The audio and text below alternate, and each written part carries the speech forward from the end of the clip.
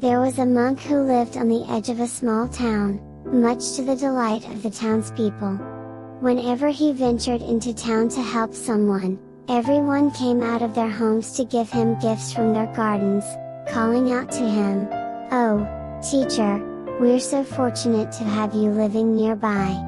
You are such a wonderful person. You do so much good, teacher.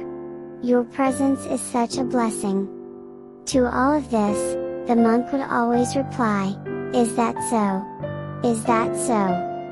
One day a young woman came to the monk's hut and said, "Oh teacher, I'm in terrible trouble.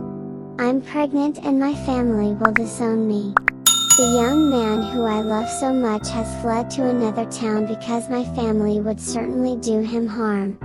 I have nowhere else to turn and no one else to ask for help." The monk replied that she could live in the back room and help around the house and she would then have the security of a home for her child. Well, now when the monk went into town, he was reviled. "You dirty old man! Look how you have betrayed our trust and taken advantage of that young woman. How could we have ever believed in you? What shame you have brought on us!" And they hurled rotten fruit at him along with their insults. To all of this, the monk would always reply, "Is that so? Is that so?"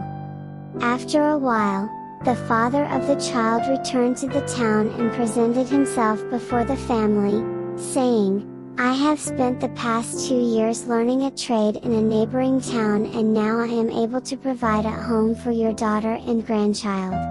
The family was overjoyed.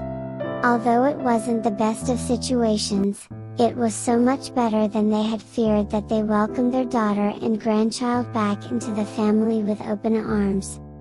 How different it was when the monk came into town then.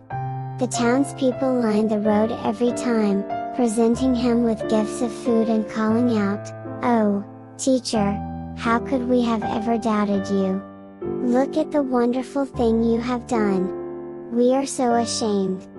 Please forgive us. You are such a wise and compassionate person. We are so fortunate to have you living nearby." To all of this, the monk would always reply, "Is that so? Is that so?" While there is no single interpretation that would do justice to this story, it certainly speaks to the equanimity of the monk. Against the backdrop of praise and condemnation, he holds himself apart from what everyone thinks even as he acts with the most compassionate and involved sense of responsibility. Whether in public or the workplace or in the privacy of home life, people will misread our intentions and jump to conclusions that cast us in a bad light.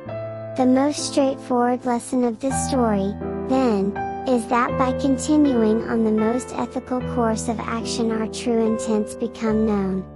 This, however, can be a short-lived vindication as the same thing may happen all over again.